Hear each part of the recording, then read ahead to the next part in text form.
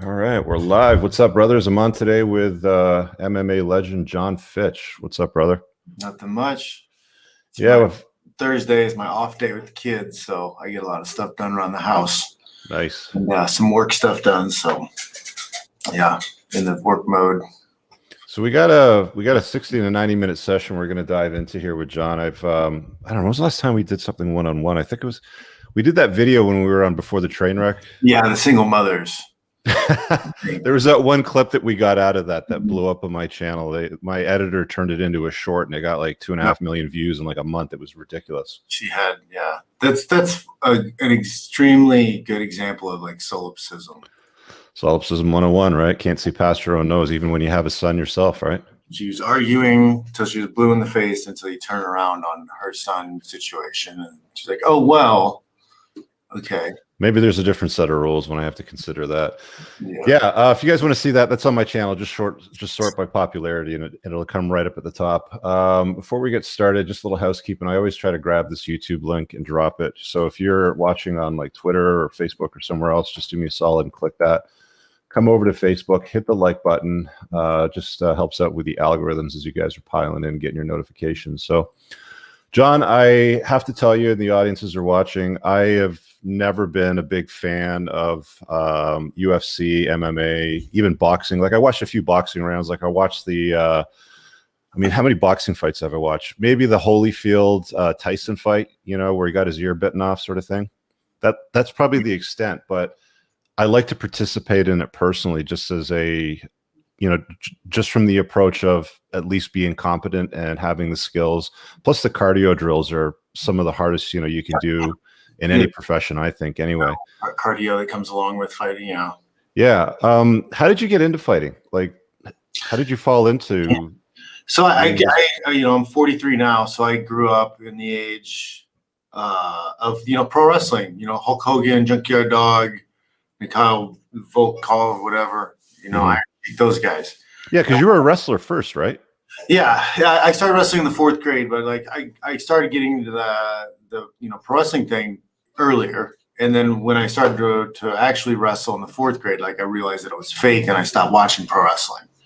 But like it was a time when there was still plenty of free boxing and Ali and stuff like that on ABC and Wild World of Sports, things like that. Howard Cosell.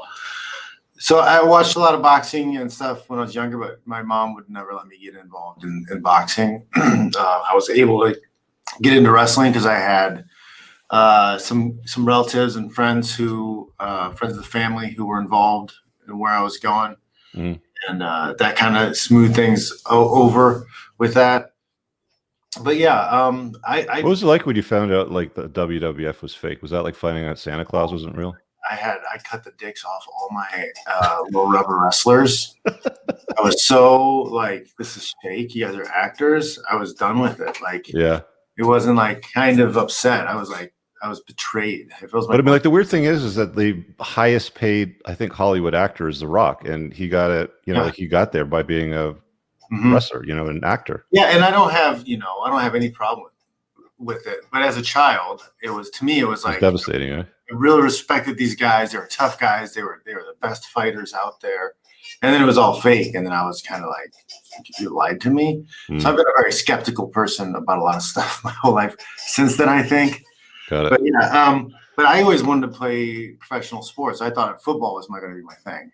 And so, wrestling was an outlet that I really enjoyed, that kept me in the weight room and kept me active in the off season for football. So it wasn't like my mindset to like continue wrestling, down the road, 30 years later, still doing wrestling shit. Like, what did you want to be when you were growing up? Did you want to be a fighter or a wrestler? Football. I wanted to play football. Football, okay. Yeah, I wanted to be a professional athlete. That was the biggest thing, was professional athlete. But football, it seemed like that was the easy way in for some reason. But like my senior year, I wasn't big enough, wasn't fast enough, wasn't having anybody call, for me to play at a D1 school. So I decided I might as well go and wrestle because I still love wrestling. And I thought, it was better to walk onto a wrestling program and that was D1 and be a letterman, be an All-American, be a national champion, or I could walk onto a football team in a D1 school and maybe play kickoff my senior year. Mm-hmm. And the competitive side of me wanted to compete, so I decided to go with wrestling. And then how'd you get into like competitive fights where you got paid for your time? That was kind of accident. As I went to Purdue to wrestle, one of my assistants was Tom Erickson, and he was currently fighting. He was fighting over in Japan. Tom was number 2 on the Olympic ladder for freestyle wrestling at heavyweight for 13 years under Bruce Baumgartner. He's a huge man. He's 300 pounds, 315 walking around, in decent shape. And he just brought guys around me who were fighting, like Mark Coleman and Ian Freeman, those guys, Gary Goodrich, those guys would come into town at Purdue and work with Tom a little bit. So I would get some working with these guys. And I think it was a combination of working with those guys and listening to their stories about life and how they were living. And they're going to, stories about hookers in Brazil and mafia people in Japan. And just the stories were just, seemed a lot of fun. It seemed a lot more fun than if I was a teacher in Indiana, wrestling class. So that kind of got me interested in, listening to the money that they were making. And that was the time they started putting more weight classes into the sport. And by the time I got to my senior year of wrestling and at school, I was, doing student teaching. And with the student teaching, I was like, this isn't for me. I don't want to teach these people's, curriculums. I don't want to be told what to do. So I decided, I'll do the fight thing. And along with the fight thing, I can learn jiu-jitsu and stuff, and I could end up owning my own gym, and then I don't have to listen to somebody else's curriculum or other bullshit. So I followed the fight path with the idea that, I can get around teaching at schools and teach at my own school, in that path. And then 2005 is when Ultimate Fighter came on TV and things just blew up. Yeah. Did you see that coming? Did you see what Dana White built coming, or was it just a shock to everybody that was working? No, I knew it was going to be big. Because wrestling was big, boxing was big. Nobody really done anything like that with an octagon, and you kind of do whatever you want.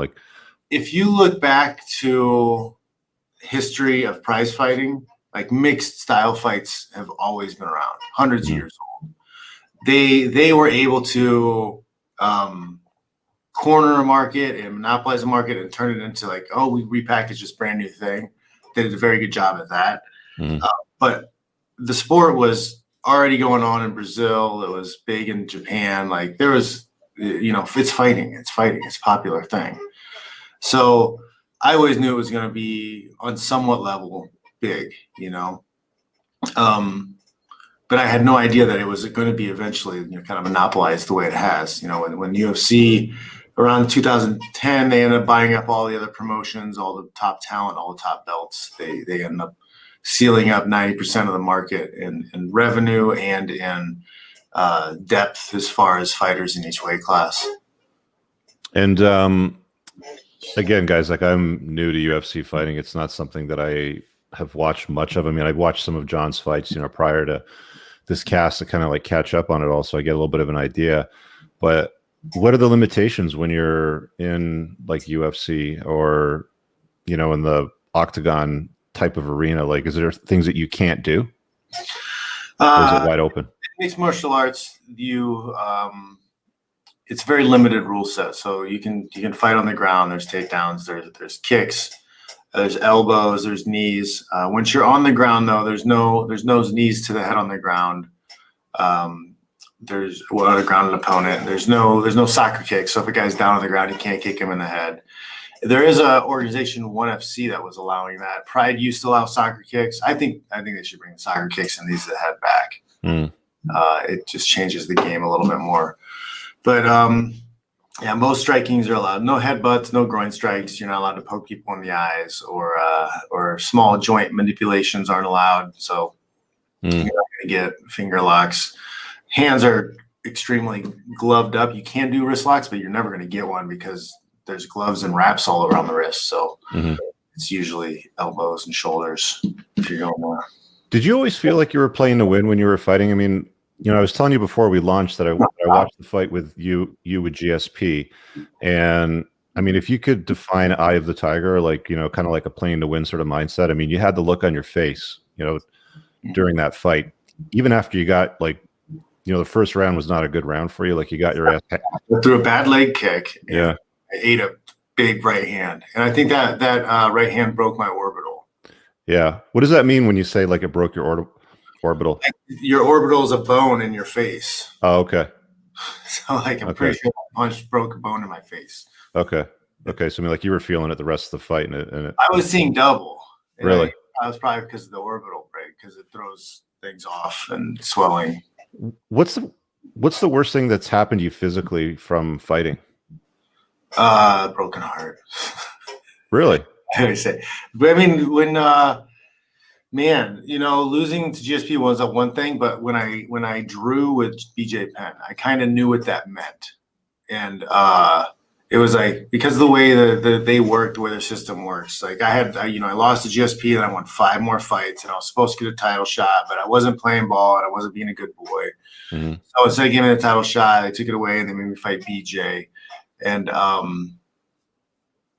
with me getting that draw, it was a chance for them to start pushing me aside and never give me another title shot again. So that after that fight, I think, my heart was kind of broken. What do you mean by not being like a good little boy?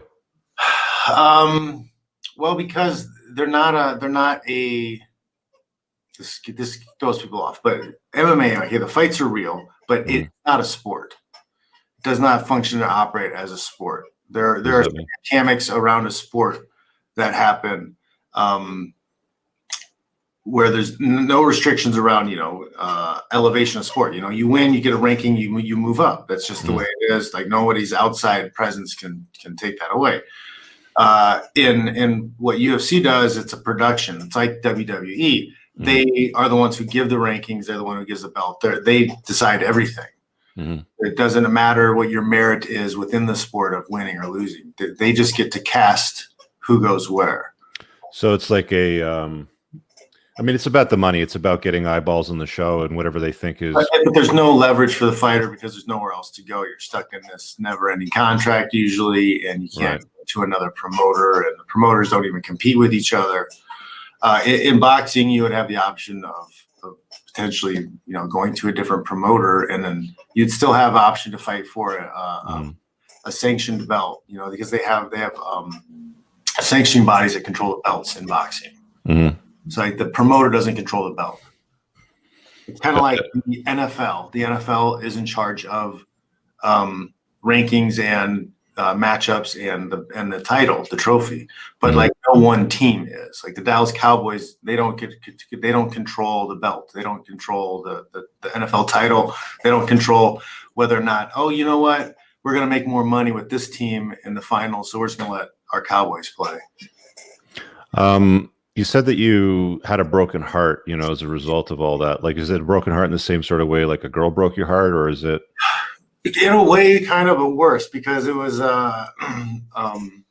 like, you're playing to win. You're Eye of the Tiger. Like you put everything of your life into this outcome. And that was the UFC title. And you feel them like, nope, you're just never going to get that shot again. We just don't like you. You start to, that's a heartbreak. Like there's no way to get to where you want to be. I got the impression watching some of the videos that I came across on YouTube that you kind of had an acrimonious relationship with Dana White and the UFC. Can you talk about that? I always knew that it was not right. Like think about like when GSP got his title shot with Matthews, he got on his knees and he begged. He begged the promoter to let him please have a title shot. What sport have you ever heard of where the best player begs to play for the title? Does Tom Brady get on his knees and ask the NFL commissioner, can you please allow me to participate in this game for the best team? No, he earns it. He earned it through winning and accomplishments. But that's not how it works. And you can see that over and over and over again, Even with the, the talks right now with John Jones wanting more money for his fight to fight Nagao at heavyweight. He has every right to ask for more money, but he's making the mistake of asking for a dollar sign instead of a percentage. He needs to be asking for a cut of what the revenue is, not, I want $8 million. He should be asking for a percent. Give me 55% of the revenue. How much does a top ranked fighter make these days? Well, like the guy that has a title, and then plus like any kind of sponsorships or endorsements from athletic companies. If you win the belt and then you defend the belt, okay, so you have to 2 times. So if you defend the belt, you get pay-per-view points. Once you get pay-per-view points, then you start making millions per fight, just about. But these guys are making anywhere from 1 million to, I guess, 8 million is somewhere in the pay with all money, disclosed, non-disclosed, bonus. That's like on an annual basis, or? No, that would be for one fight. That's for one fight. That's very minimal for those guys that do that. Shit. You're talking less than 10 guys ever. Okay. Right. Where the and if you look at those numbers, you think it's a lot, but the output that UFC is paying, they're paying like 19% of the revenues out to the fighters. Okay. At most. Okay. Got it. And that's just event revenues. That's not even the other half of the stuff they're doing with merchandising. And you fought up until your early 40s. So is that typical, like for a lifespan for a fighter, or is that a little bit longer than what you'd want to go normally? Way longer. For UFC, it's actually like less than a year for average career. How old were you when you started it? I started fighting at 25, 24. That's pretty long then. I mean, that was over 15 years, right? I fought 18 years. Yeah. And I've seen Joe Rogan talk about how he didn't get into professional fighting because of, watching a lot of guys with like damage to their body and their brain and, like permanent kind of shit. Like, is it really that bad?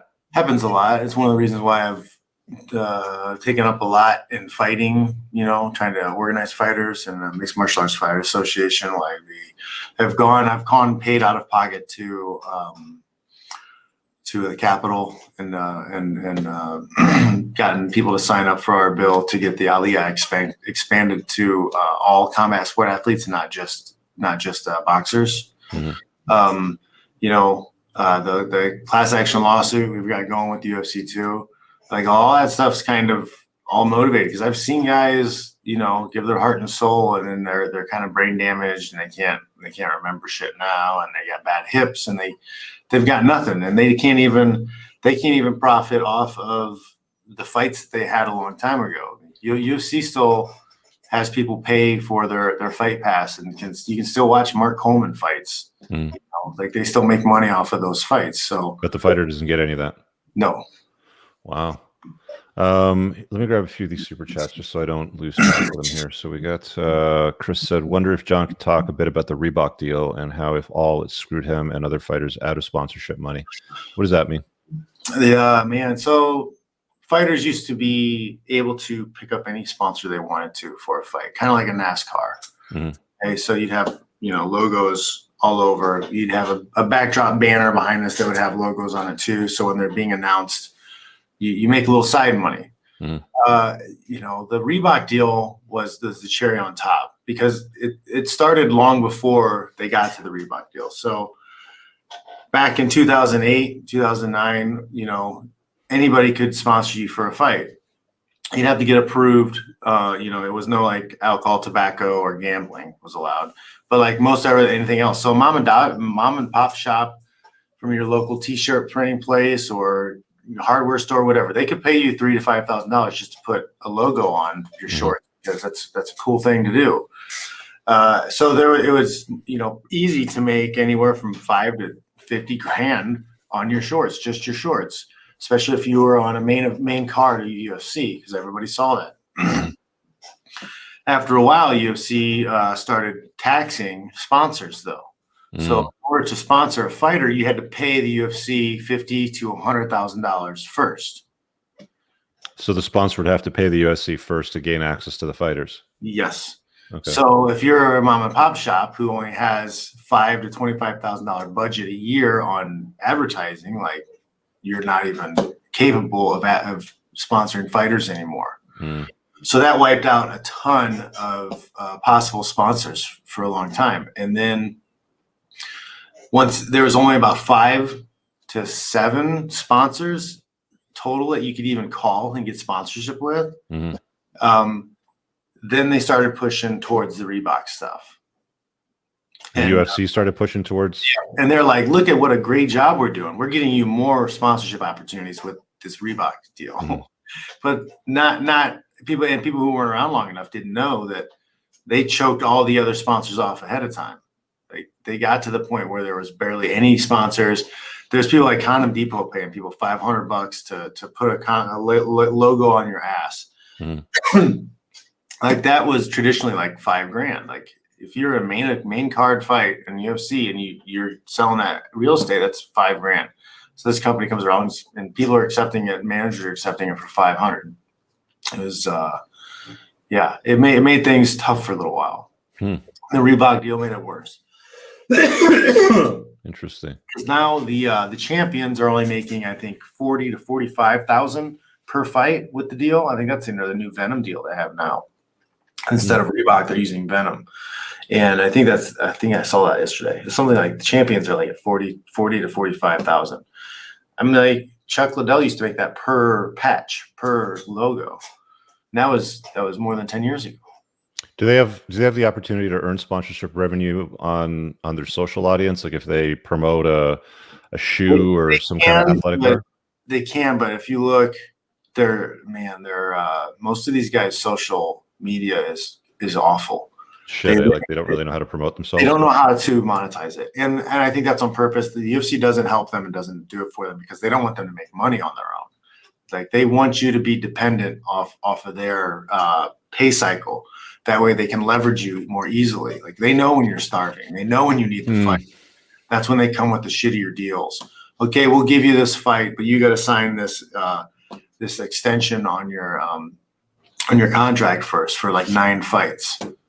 You'd think that there would be an advantage to them showing fighters how to promote themselves on social platforms, because when it brings more eyeballs to the fighters, it's going to bring more eyeballs to the actual event, right? If they like Jon Fitch, control.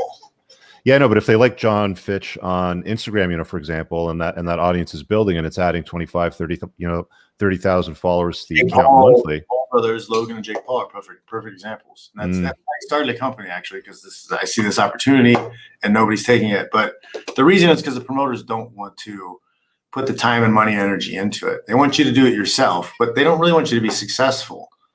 Because if you're successful doing that, you could literally make more money. If you had 100,000 followers on your Instagram account, you could make a couple $1,000s a month. You could live off of that. And that's there's nobodies on Instagram that are just taking pictures of their butthole and they've got like 1 million followers. Some of these chicks, but an MMA fighter not even close to that. 100%. And then like you'll have guys, big guys like who fought 10 fights, 10 wins in the UFC, and they have under 40,000, under 50,000 followers on a lot of the stuff, and that's insane to me. That they're leaving money on the table, and I think it's on purpose. I don't think that the companies want them to have access to this revenue, because if they can make enough money to live off of their social media, like they can't push them around and force them into fights they don't want. They can't make them sign bad contracts. Like it's literally it gives them an opportunity to have FU money. Yeah, this sounds awfully familiar. This is not the first place that the man has done this to kind of like run the show and keep its gravy train under its control.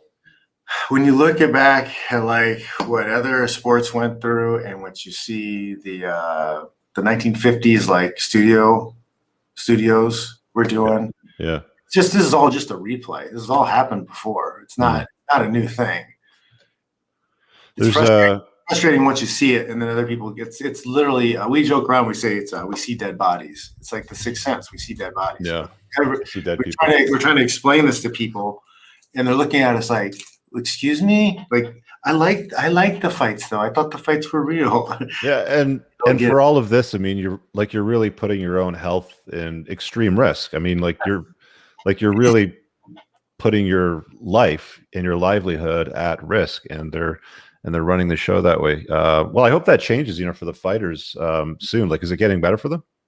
Well, we got class certification last year in our class action lawsuit against UFC, and it's an antitrust case. And they will be. We're supposed to get a write up or something this year, April 6th, I think, is a big day. But then they'll file their appeal, and then once the appeal gets thrown out, then we'll be ready for trial. Got it. Okay, so this is in the court's hands. There's a super chat here from Adriano. He says, John, why is catch wrestling not as popular as BJJ? What's catch wrestling? I've never heard of that. Catch as catch can. It's just uncle, basically. Tap out uncle. Okay. Yeah, it's just make him say uncle. Make him tap. It's old Celtic and old school catch wrestling. There's a lot of different styles of it.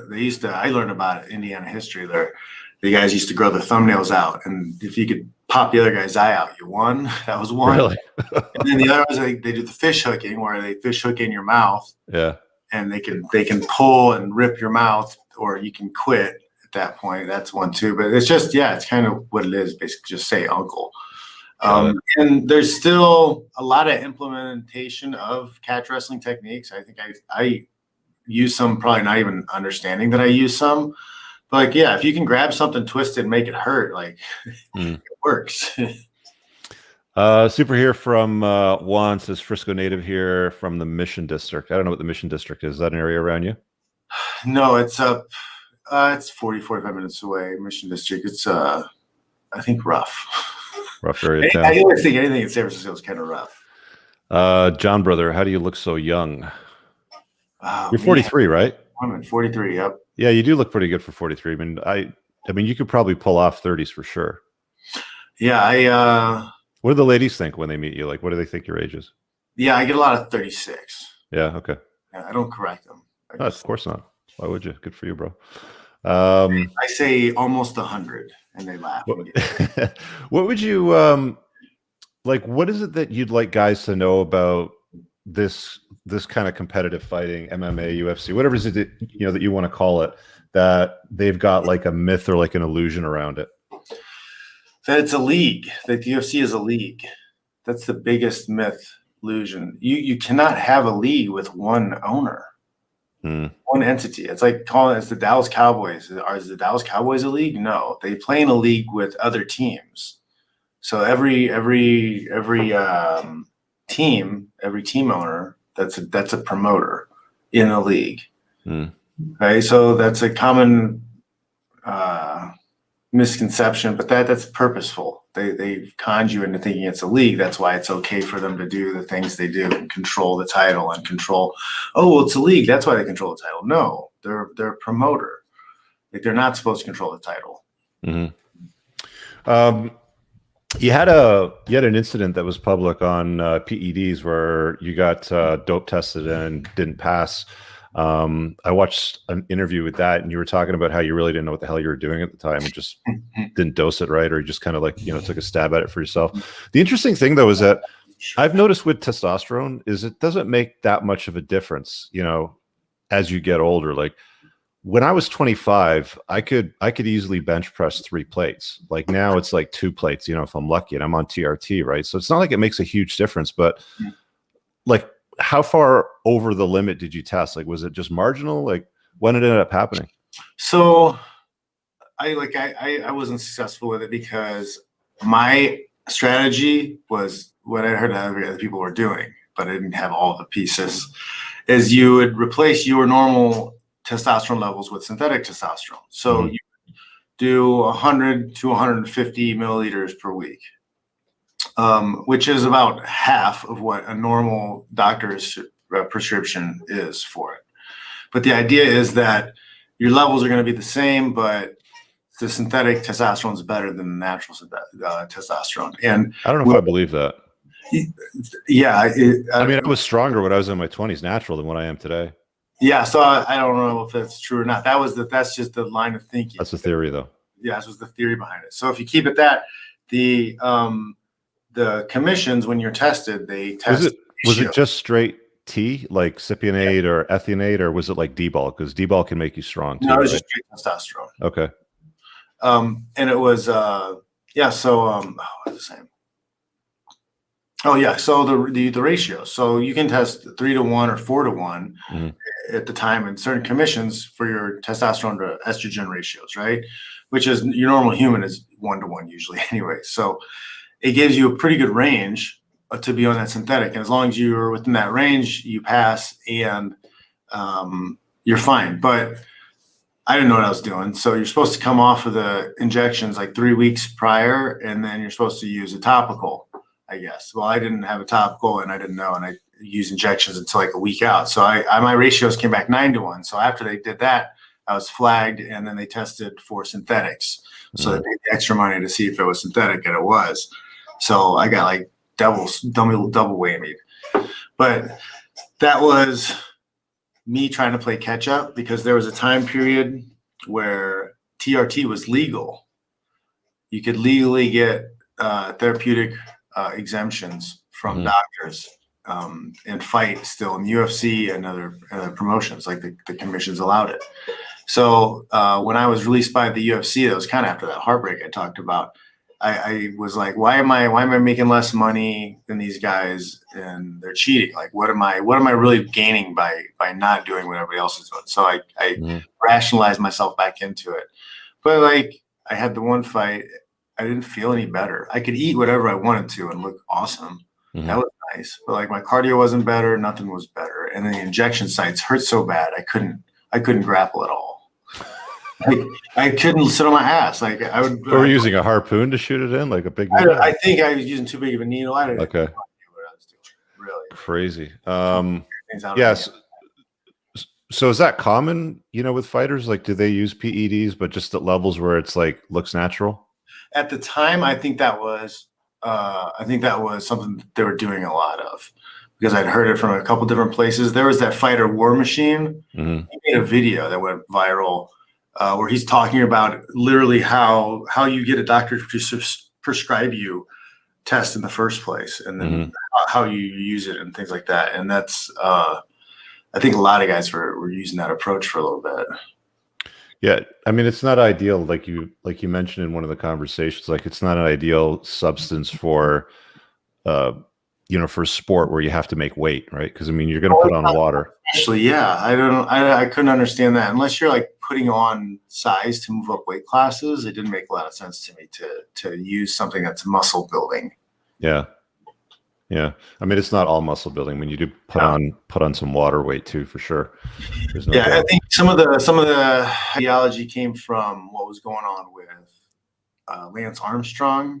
Yeah, stuff was coming out. And there was like, there's also the baseball stuff with Mark, whatever his name was, that redheaded guy that was knocking like every ball out of the park. So there's different strategies and things people were talking about for use. So what about today? Like, are you still on TRT? No. So I haven't used since then. And I recently did that Let's Get Checked thing online. And I did a video on it on my channel, Official Jon Fitch. But I'm at 567 now. So I feel good. I look good. My hair is still here. I don't want to fuck with my hair. So you would have started to lose your hair by now if you had like the predisposition to hair loss from androgens. So I mean, like, even your natural body's T production will make it fall out. I don't want to risk. I could probably get shredded if I was on it, but you probably wouldn't get as shredded as what you are right now. Like, you're pretty ripped. I've seen some of the pictures you've posted on Instagram, and you're pretty lean. Because I mean, as soon as you go on T, like, what ends up happening is you put on water weight. Like immediately, like probably in about 8 to 10 weeks, I probably put on about 10 pounds of weight, and it wasn't all muscle for sure. Like, I went from 198 to 208, like, quickly. I've been eating. I've been trying to put on weight. I'm trying to get bigger. Yeah. I'm like at 220 right now. I don't want to get like fat though. So I'm trying to lift and get big. Well, it's big for 6 foot tall if you're 220, man. Yeah, it's a good size. I just I want to be a solid 220 and lose a little bit more of the. I pack it on the side. I got like the camel humps on the side. Love handles. Yeah. That's where I put on the weight first. Well, I mean, you got the core, right? You got to have the tight core to take all those hits. Yeah. You're built that way now. We got Super here from Beastly Nerd says, what promotions do you see that could rival or even surpass the UFC one day so the fighters could possibly have more leveraging power with contracts? As long as there's no legal backstop for what promoters do. If the UFC loses power and becomes second fiddle, the person who beats them is going to be just as bad or worse. It's not going to get better. You have to have a fundamental change in the way the sport is done, and that's where the Ali Act would step in and would prevent, promoters from controlling the titles, who prevent them from controlling the rankings. When in boxing, when you win a title, you become a free agent, and that's when the boxer is most valuable. That's when the fighter is most valuable. That's when he should be allowed to see where he can make the most money. Gotcha.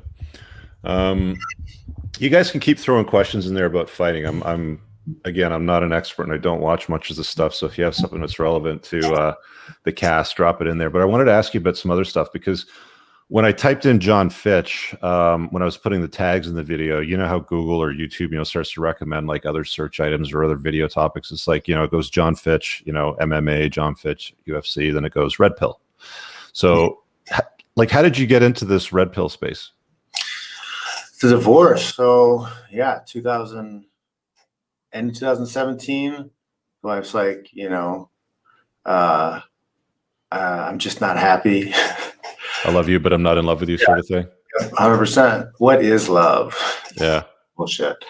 And I just went down that road, and I'm an athlete. I'm analytical. So I look at things. I look at successes and failures, and I break them down, and I try to figure out what's going on. And I was already kind of on the path of, being a creator and taking my knowledge of fighting and technique and fitness and stuff towards, YouTube and doing more stuff online that way, which got me interacting more with other creators and following more other creators. And that it got me on a path of being more positive, because I felt like my Twitter timeline was very negative and political. Mm-hmm. So I started following more positive people, like Ed Lattimore.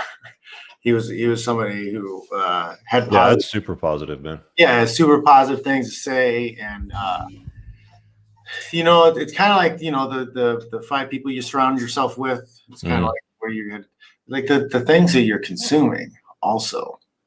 Yeah. If you're consuming a lot of nonsense and ugliness, like then you're just gonna have that with you all the time, everywhere you're going. So a lot of people complain though that the red pill is very negative and misogynistic and blah blah blah. Like it's because they're still married to their blue pill ideas. They still want the fairy tale to be real.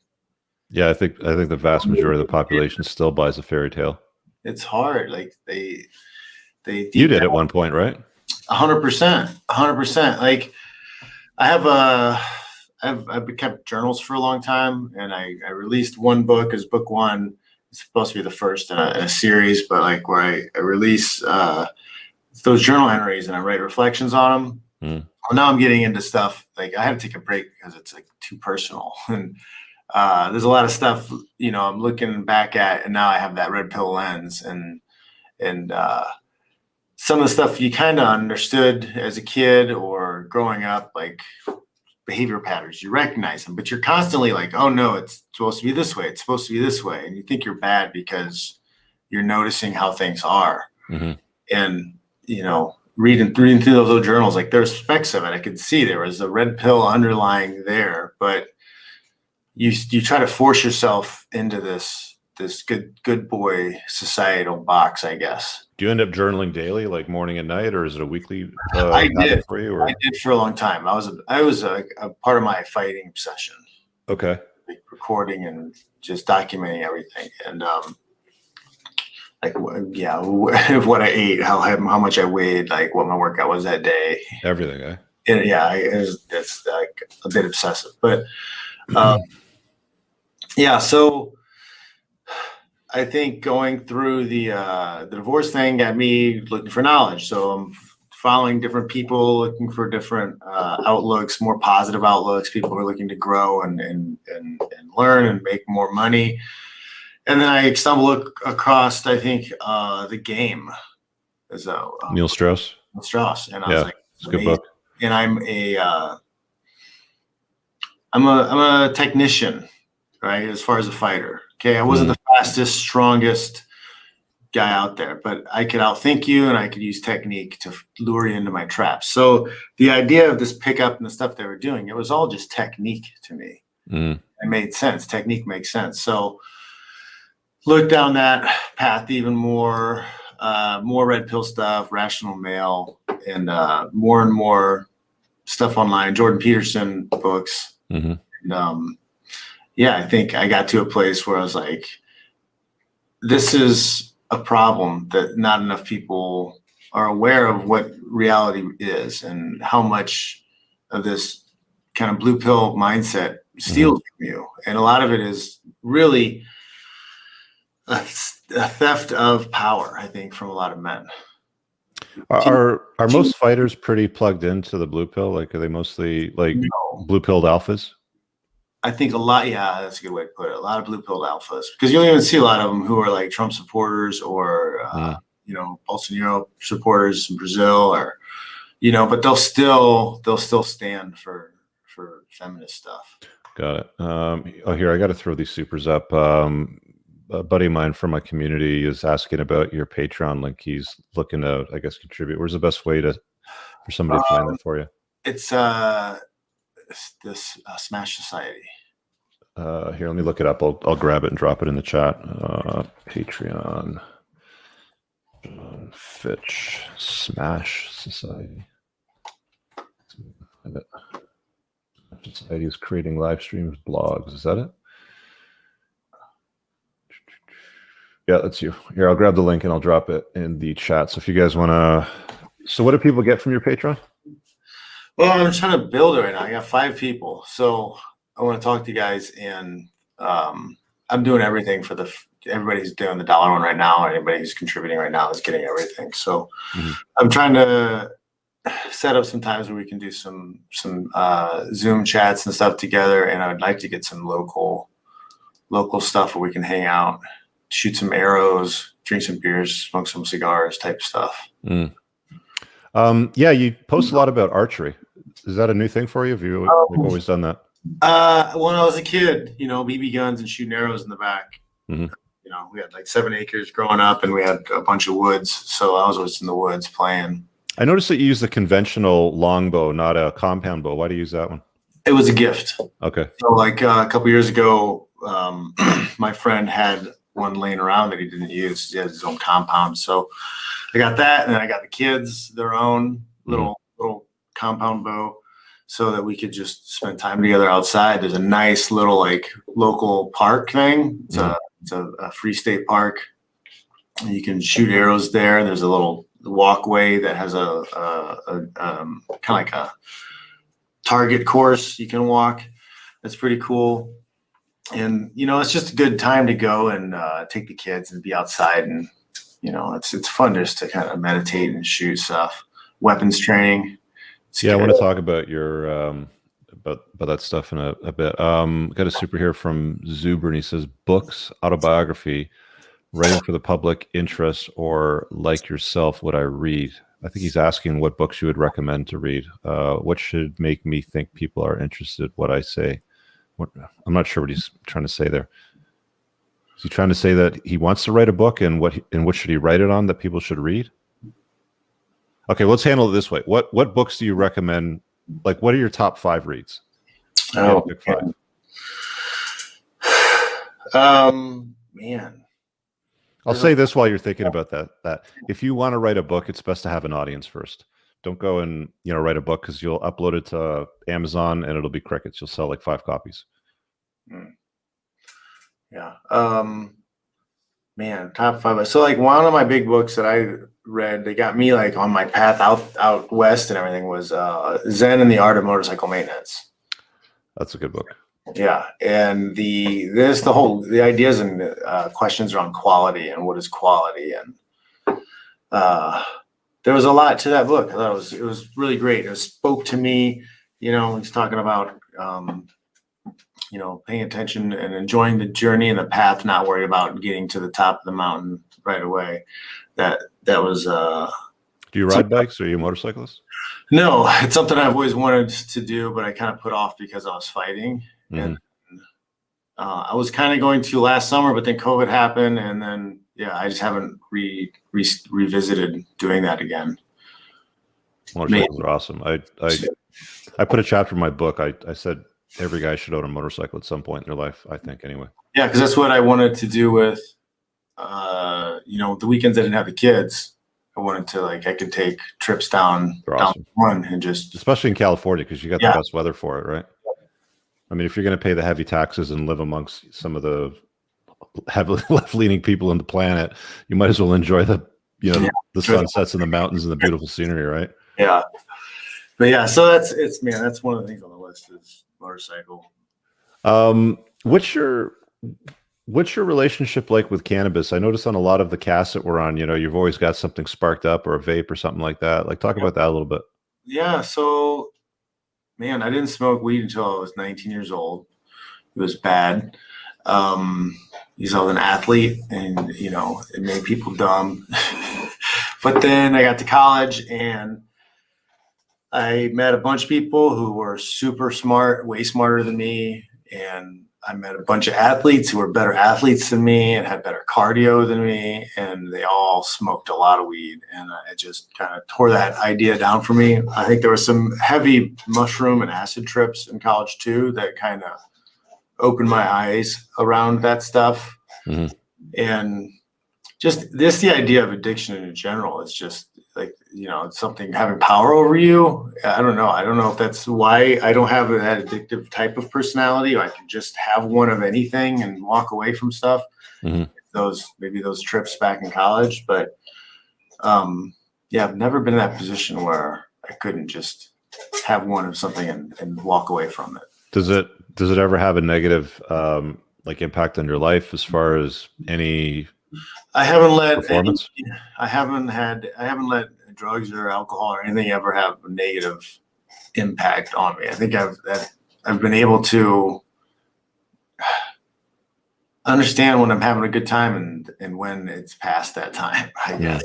Not that I haven't had some bad moments in my 20s, but but no, with the weed thing, I got really into it because I was having a lot of neck problems at the beginning of 2010, and I was growing my own because I just bought a new house around, it was 2011, I guess, when the neck problem started happening, and I moved into the new house, and I was growing stuff outside. I had an indoor grow, so had my medical license and everything, so everything was, legal, and when I was growing my own, I could consume mass amounts all day long, and it didn't get in the way of training or my home life or getting things done. So it was kind of my own little experimentation and getting shit done. It didn't, I could be lazy if I wanted to, whether I had the chemical or not. Mm-hmm. What about psychedelics? You're talking about mushrooms and acid. You still play around with that a little bit? I haven't had a trip in forever, but I do microdose from time to time. Mm-hmm. And what sort of benefits do you get out of the microdosing? Microdosing from psilocybin, man, it's like a Adderall without the crack. Mm-hmm. It's amazing. I was talking to my friend about it before. It's one of those things that you can't overdo, and there's times when you're just I don't want to do this for a few days. Mm-hmm. Because it's just I don't know. It's like the perfect drug. What do you usually dose when it comes to psilocybin? It'll be 150 to 250 milligrams. So 15 to 25%. Okay, got it. Yeah. Threshold dose. Yeah. Okay. But so it's I'll mix it with lion's mane and have them together, and it's you get a lot done. I get a lot done, but it's not something where I'm like I have to have it every morning. It's not even like a coffee where like I feel like where's my coffee? I don't feel right because I don't have my coffee yet. Yeah, but some of the most I look at it, I'm like I don't want it. No, not today. Yeah, some of the most like productive and competent entrepreneurs, athletes, a lot of biohackers use it a lot too. I mean, I did a big investment in a company that's leaning very heavily into psilocybin, and that's been going really well. So, I mean, I'm looking forward to it. I mean, hopefully, it helps a lot of people out. One of the things that they're starting to notice as they're doing the research on this is that it can help somebody that would basically need like 10 years of therapy, get through it within like 6 months or something like that. Maybe like, a handful of treatments. It's like that effective. Yeah. I'm not a doctor. I'm not recommending anything to anybody, but I've had 3 different friends cure themselves of like drug dependency. Oh, it's great for PTSD too. Using it. Like they've had friends who were having issues with cocaine and friends that were having issues with marijuana. And every time they had a craving, they would take one of the pills, and then months later, psilocybin does reset those receptors, right? Because that's one of the problems that they have. Like they're using it to treat like certain addictions, like alcoholism. I'm not sure if it's effective, for other compounds as well, but I know they're like they're having a lot of success with it for stuff like that. It's a pretty cool thing. So I mean, hopefully it gets a little more acceptance in the community, and it helps a lot more guys out. After you do it a couple times, like you realize, like, okay, this is why it's illegal. It's like they don't want it's a plant because you can't. People can grow this on their own. They can have their own setup at their house, and like that was a whole argument with cannabis, years ago. It's got medicinal properties when you extract certain compounds out of it, and you get rid of the ones that are more harmful. But all the pharmaceutical companies couldn't do anything about it because you can't like patent a freaking plant, right? So they want to sell you their drugs. They don't want you to use your drugs. They'll bio engineer it somehow, and then they'll figure it out. Yeah. Let's see here. What else did I want to talk to you about? I want to talk to you a little bit more about the red pill stuff in the manosphere. Like, what comes to mind when you hear the term manosphere? It's I don't even like the term, manosphere. Can we just say it's just, I don't know, a bunch of dudes who want better? This is a guy space where we want to do better. That's good enough. I don't know about manosphere. But no, it's heavily needed, and it's weird how negatively it's kind of like anything, any guys getting together, huh? Like you're made fun of, like, oh, guys talking about guy stuff, huh? Sounds gay, or like whatever. Like you always, it's so, I don't know what the word is for it. Like looked down on, or like you're shamed for being a group of guys in a guys club or group talking about guy stuff. It's weird. It's really weird. Was it the actual like the wife giving you the "I love you but I don't love you" talk that started Red Pill, or was it like going through the divorce machine after it? Like what was divorce like for you in California? Because I mean that's a pretty hostile state, towards fathers, right? Yeah. She used lube. Okay, we'll just say that she used lube in the divorce rape. Okay. Well, at least that was kind of her, right? Yes, yeah. So I'll give her that. She used it. Could have been worse. 50%, custody of the kids, so I'm not getting hit up for child support. No alimony, because at the time, like I was thinking about retiring, so like she was just started working, so it was possible she could have had to pay me alimony, so she was okay with signing off on saying no alimony right away. So that went in my favor. She was a stay-at-home mom, or she was a stay-at-home body, stay-at-home wife, but not a mom. She was at home, but she wasn't like doing them. She wasn't doing the mom stuff. Yeah, like I was double dutying a lot of things. Did you guys have a nanny too, or no? Really? So like you were playing parent plus, the income earner. I was training for a world title, and I would have to stop in the middle of sparring round and change a diaper. Really? And then jump back in and finish the round. And she didn't do that for you? She wasn't like, John, you go chase excellence. I got this? Nope. She was at home checking out Instagram or whatever. And then I would come home from that, and I would I'd have to make my own lunch. I'd have to rest. And then she would take off and leave and run errands or get her hair done or whatever. Did you not like taking a title have any impact, you think, on, you know, the marriage and her wanting to bounce? Me getting dropped from the UFC. Yes. Okay. So it was around the same time as that? I think her attitude changed a lot. Well,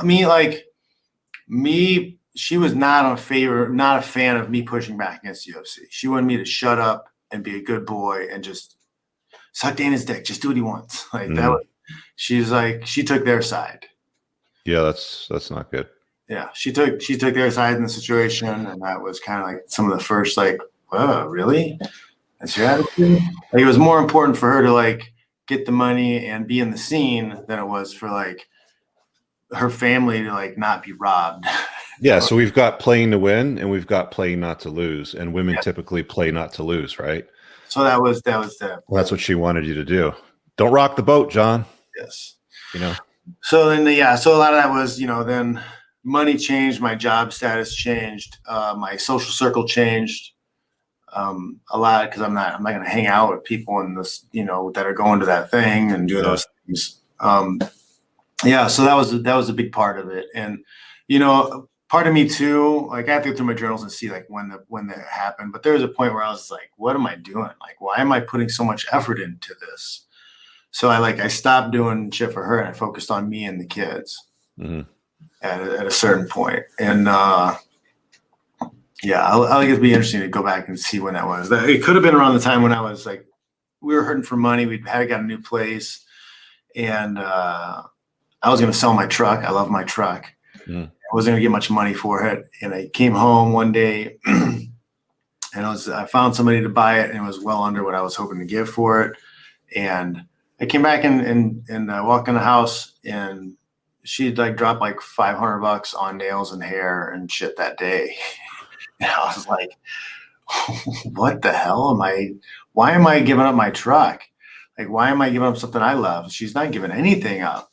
And like, we're struggling for this money. So like, whatever. I was like, nope. And I started putting premium gas in the truck.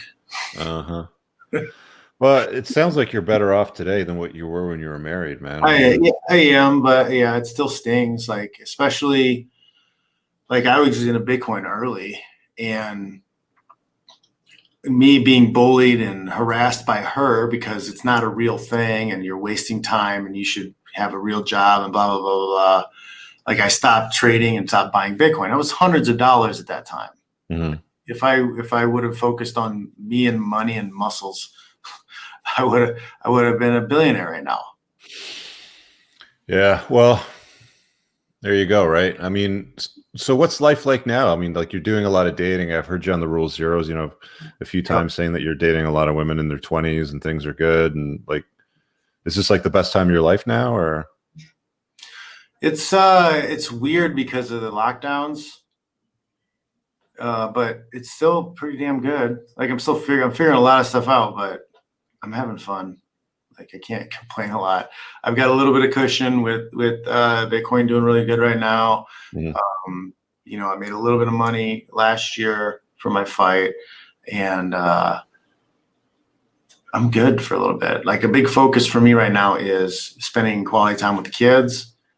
And how old are they again? It's 9 and 7. Yeah, like, I mean, my daughter's going to be teenager pretty soon, man. And they're just going to be out all the time. They don't want anything to do with you, you know, by the time they get to that. It's like, you know, you're cool when they're 7. Yeah. Not so much when they're, you know, moving into the teen years. So you might as well enjoy that part. Yeah. So I'm just much time with them. So yeah, I got like 2-3 years before they start doing more stuff with their friends, and, you know, so what does a typical week look like for you now that you're retired? Like, what do you do mostly with your time? Man, it's like a lot, you know, 50% is with the kids. So I'm taking care of them and doing fun stuff with them, wrestling around with them, teaching them wrestling and how to shoot a bow and arrow. And then this weekend we'll go fishing. I think we'll go to the beach probably too on like another day. But yeah, so like just having adventures when we can. But then my time is I do podcasts. I need to make myself write more, but I've been putting up, courses on Gumroad. I need to make some more. I've been traveling and doing seminars and teaching. And I'm starting another company, a branding company. So I have for fighters and Instagram models, Babes and Beast Branding. And Beast Branding. I dig it. Yeah. So yeah, it's a good way to stock up the pipeline for the bait part of it all. Instead of doing Jon Fitch smash dudes in the ring, it's Jon Fitch smash poon, right?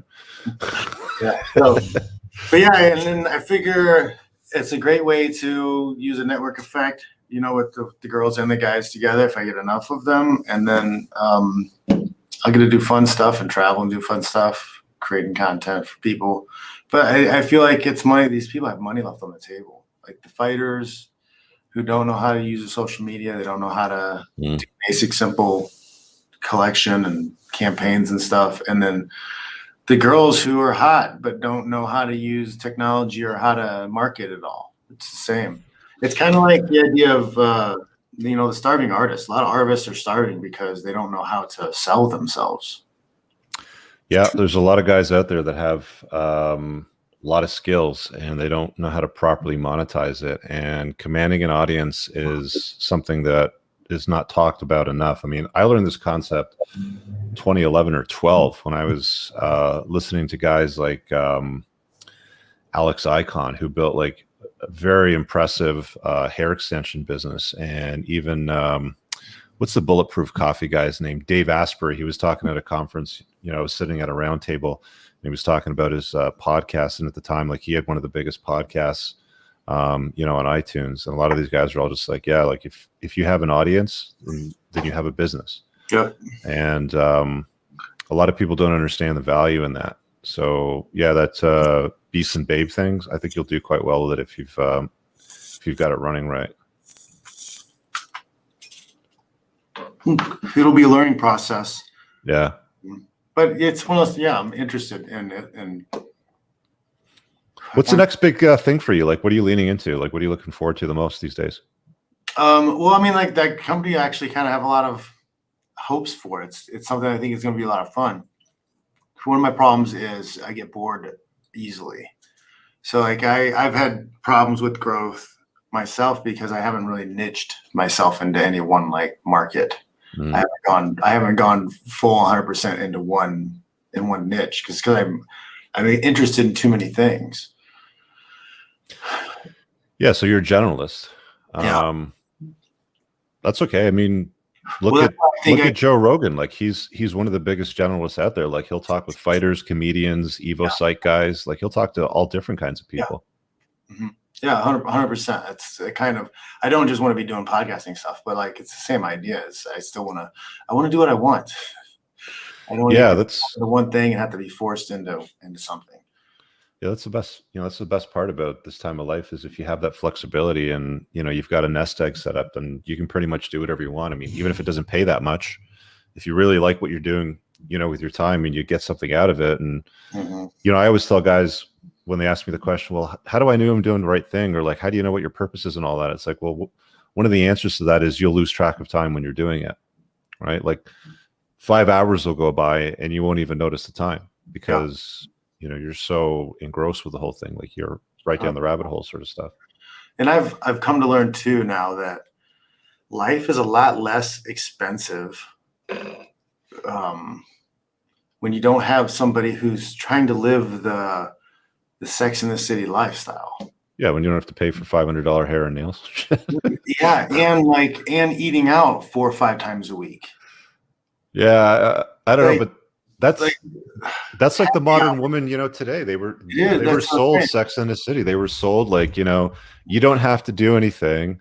Like like there's this big long list of things that they want you to bring to the table, John. You got to be tall, you got to be good looking, you got to be alpha, you got to be funny, you got to be you got to have combat skills, you got to be a good father, you got to be nurturing, you got to be a shoulder to cry on. It's like it's like, well, what do you bring to the table? Well, me, because I'm pretty. It's wild. So like, yeah, being able to say no to like, oh yeah, we're going to brunch, whatever, blah, blah, blah. It's like, okay, cool. Like, hit me up when you're done. Like, I was like, I don't need that. I got eggs in the fridge. I'm cool. Yeah. You want to come over and make me breakfast? Yeah, you want to come over? I got eggs here. Yeah. Do you treat women a lot differently, today now that you're dating? That you've kind of like awakened and you've unplugged from a lot of the I got to pay for hair and nails and makeup, and she doesn't bring it to the table. I just don't put up with whatever. I don't put up with the bullshit. Like you like, this is what I'm looking for. You either meet my standards or we're just friends. And that's, have you come across some outrageous stuff like where you're like, wow, I just said that? No, man. No, I haven't had anything major. Like girls will mention like, oh, I'm a feminist and blah, blah, blah. Or talk about their whatever, their time they're donating and just, they're trying to get I don't know if they're trying to get a reaction or like, oh my God, I can't believe, oh wow, you're such a whatever. I just go on to the next thing or just no reaction. I'm not, I don't care about your SJW stuff you're doing. How does being an ex-fighter tie into dating now for you as a single dad? I used to think it is easier, or kinda, but then one of my buddies was like, well, dude, you're stupid. Just put your Instagram thing on there. Like, you're dumb. Like, why are you not using your blue check and whatever? And I was like, all right, fine. Because it's part of that blue pill thing too. It's like, oh well, the good girls, they're not looking for whatever. The good girls like whatever. There's no good girls. What about those like weekly shots you do, like the hump day hottie sort of thing? Like, do you get a lot of heat from women on that?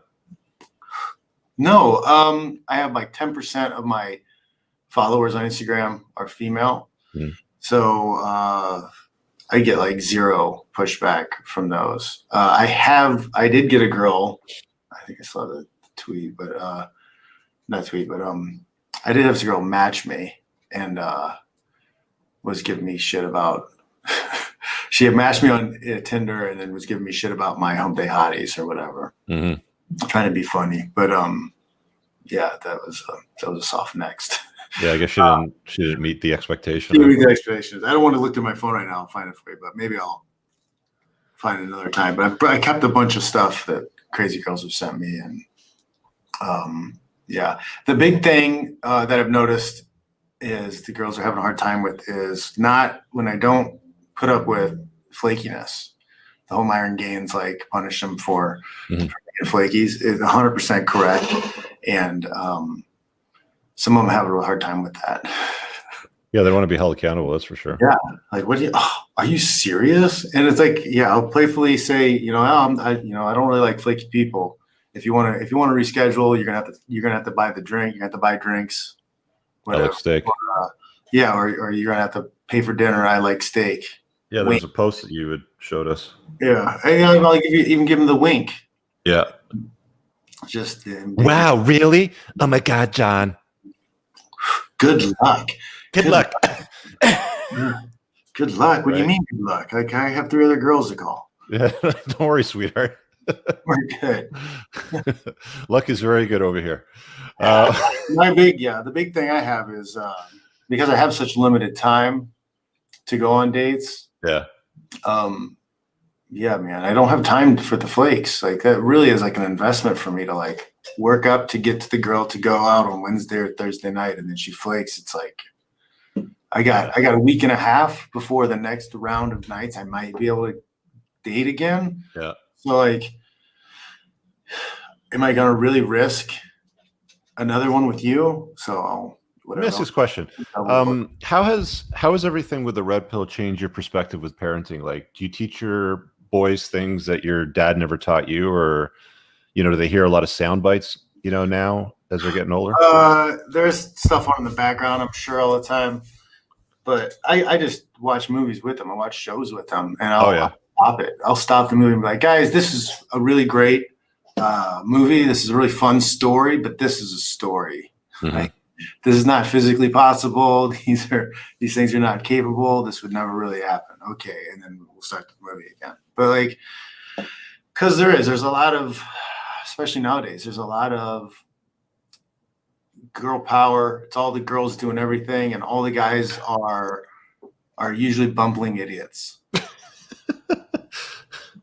Yeah. You know, it's like, oh my God, thank God for all the girls, because the guys are such losers and they're so stupid. And Well, it just makes it easier to stand out in the crowd of all that. I mean, there's a lot of, I mean, Mhm. I really feel for like men today and boys today, because there's a lot of crap that there's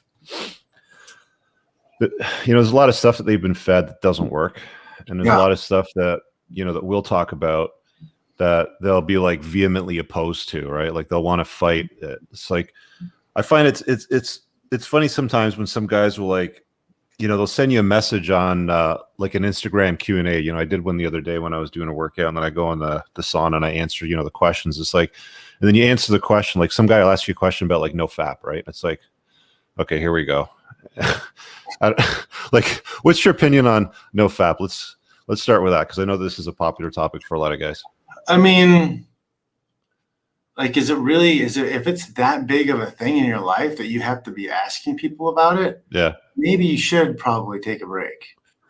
Yeah, like my approach is like, I don't know any guys with an abundant access to women that even talk about it. It's not even a thought that crosses their mind. It doesn't come up. It's not part of regular dialogue. No, I don't think about it. It's like, and then I say those things, and they're like, "Oh, you don't understand it." They get in a big argument with you, and they start sending you like DMs and stuff.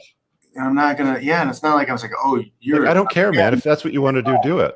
Like, I don't care. I just don't care. It doesn't. It shouldn't be that all-encompassing of a thing. It shouldn't be obsession. Yeah, it should be a daily thing. You shouldn't be obsessed with it. Yeah, I don't know. Well, I mean, there's the old saying that when somebody says that you're obsessed with something, it's like it's like a way to define somebody that's determined or focused on it. It's like, I guess that's a way to kind of define the obsession with Nofap. Like, I don't know what it is, man. It's just bizarre to me. Just, yeah, I mean, there should be other things that you should be focusing on. You shouldn't have to just be thinking about that one thing. And maybe it's a part of like porn addiction too, though. Maybe that's really what it goes. Yeah, it's like porn addiction is a legitimate problem too. So I get that component. But I mean, if you want to stop fapping, just have girls. I mean, it's have a girl before you're there. Yeah, it's fine. I find a girl. It feels way better. Would you ever get married again? I mean, I don't. Why get the government involved in a relationship? Right. For one, I'm more older. I get more realize I'm more anarchist. Like, leave me alone. Stay away. Anarchist or libertarian? Well, libertarians are just anarchists with money. Okay. Can't argue with that. Yeah. Yeah. I mean, it's extreme, but really, yeah, I guess libertarian, because just the government should protect the borders, interstate commerce, enforce the laws, and leave me the F alone. Yeah. Just take care of the fire department, and that's it. Just don't bother me. What about your sons? Would you encourage them to get married? I want them to be as educated. Like, do you want to be a grandfather? I want to be a grandfather. Right. Okay. So I may just, I may set things up to where I just have them impregnate a bunch of girls, and I'll raise the kids on my farm in the woods. I'll have a soul. Well, I mean, you talked at one point about wanting to have some more children and to like run a harem. Like, is that still a strategy for you? I've thought a lot more about it, but it would be really difficult, because you still have to find the women like who are capable of that. So unless there's, I can make enough money to have surrogates, or I do find, quality women, which it's possible. It's not impossible. But, no, it's certainly possible. I mean, men have done it throughout history. I mean, there's a really good book. I mean, if you haven't read it, Alpha God by Hector Garcia. It's in my queue. It's great. Like, just even listen to it if you can get the Audible. That's what I did. But I mean, it's pretty common throughout history. And there's guys today that still try to do it. I mean, like Sterling's got a buddy down in Australia that we were talking about, briefly, that basically set up his own harem, and it kind of fell apart on him. Did you ever see that link that he posted? I did. I read through that a little bit. Yeah. It seems like a good idea, but then in today's world, especially, with like the Me Too and the feminists, there's crap. There's always angles, and the risk just seems too high. There's a lot of risk, but so I don't. I don't, yeah. The idea of it sounds cool. I like kids, but like I would never have kids I couldn't afford. I don't want to do that type of life. And I wouldn't want to have, be subjected to some crazy mother who's just unstable. That would, which you don't, I mean, you don't have a crystal ball that can lean 5, 10, 15 years in the future to tell you what it's going to look like. I mean, because one of the things I always tell guys is women always reserve the right to change their mind at any given time. And I'm sure the girl that guy in Australia, brought into his harem, at one point he thought she was solid and, she was part of the family and, she'd be there for as long as, he was happy to have her there, sort of thing. But it all fell apart for him and it caused a tremendous amount of issues. Well, we see that, man, like implanted memories are a thing. Like, please, to people, you can take a person and convince them that their childhood was awful, even though, even though it wasn't. Well, that's one of the most important things I always tell guys to vet for is make sure you stay away from anybody with feminist ideologue. It's like, because the inherent underlying notion is you have to be a victim. In order to qualify as a feminist, there has to be a patriarchy, which oppresses you. And if you have an oppressor, then you're a victim. So by default, you have to operate, with a victim mindset, which is a loser's mindset. So why would you invite a woman into your life that's got a loser's mindset, right? Yeah, 100%. So that's the biggest thing that I'd say vet for. But I mean, if you can pull it off, man, I hope you pull it off. I mean, let me know how it unfolds. Maybe I mean, just being able to find one consistent girl is hard enough. Are you finding it like that difficult just to have, like a set of plates kind of spinning, in your rotation, or is it like they kind of come and go? I feel that a lot of them want a lot more of my attention than I'm willing to give, especially quickly. So I think that a lot of them. What do they bring to the table? I mean, like, are there any of them that want all this attention and want like that level of commitment or ownership of you and your time that brings something special to the table that you're willing to say, okay, fine? Like no, it's not really. I'm not looking for whatever, I'm not looking for that. Like I've had girls who are like, they want to book the next date as soon as we finish the date. They're like, you can feel they're ready to jump into a relationship. I don't have them. What, like on date 2, they're like, so John, where do we stand? Yeah, well, not that. They're just like man, like if you're not out of my door and you're planning the next date, that's to me that's push. That's pushy. It's pushy. Like, yeah.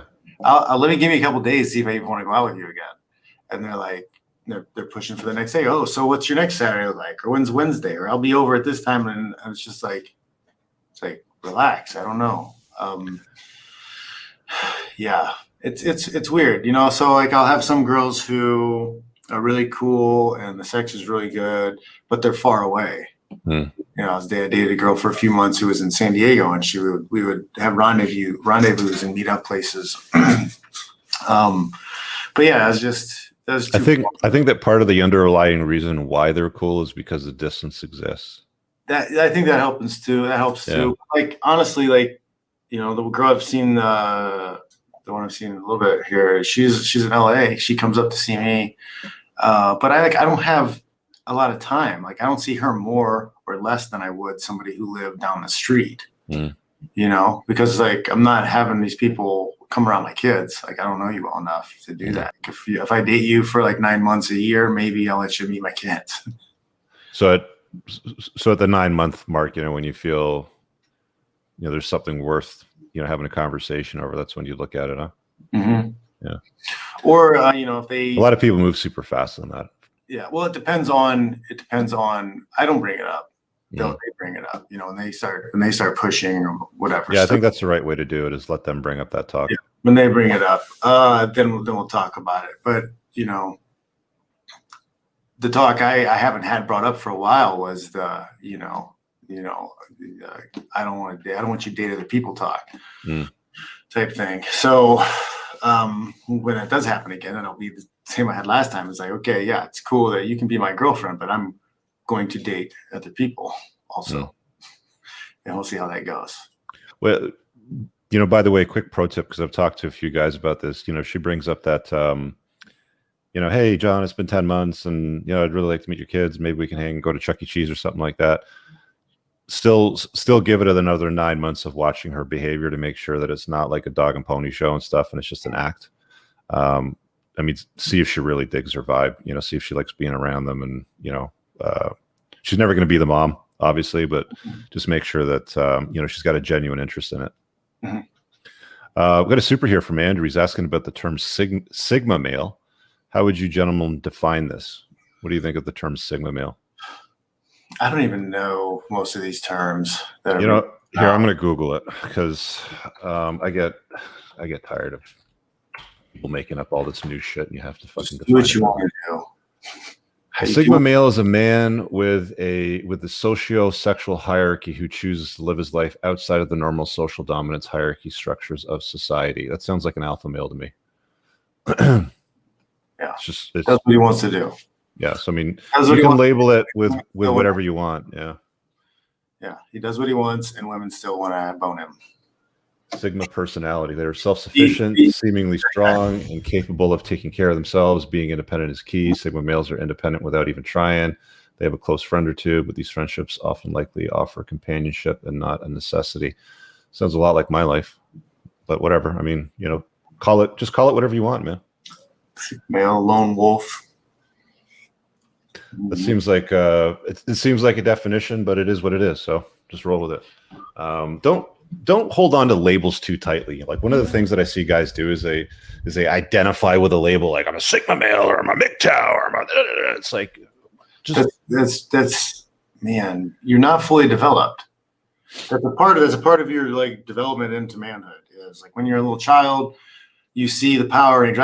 The red Power Ranger. I'm the red Power Ranger. I'm the blue Power Ranger. Like you are that person. And then you get a little bit older, you're a teenager, and you start to be like, oh, well, I want to do the flying axe kick like the blue Power Ranger, but I like the back spinning kick of the yellow Power Ranger. I'm going to do both those things. You start peeling off different parts of that identity to create your own. And then by the time you're an adult, you should be like, this is me. This is what I do. This is how I am. But like most people never get to that final stage. They're still trying to be the fucking yellow Power Ranger. Yeah, don't attach yourself to labels and definitions, because as a man, you're going to evolve over time, or you should be evolving, adapting and doing more things that you enjoy and less things that you don't enjoy. And if you want to call that an alpha or sigma or whatever the hell you want to call it, an alpha sigma, doesn't matter.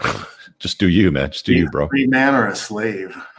Free man. Free man all the way. Spend your day doing things for other people because you have to do these things. I feel like most people that I know that have had like mental breakdowns or have anger issues are all people who live lives for other people.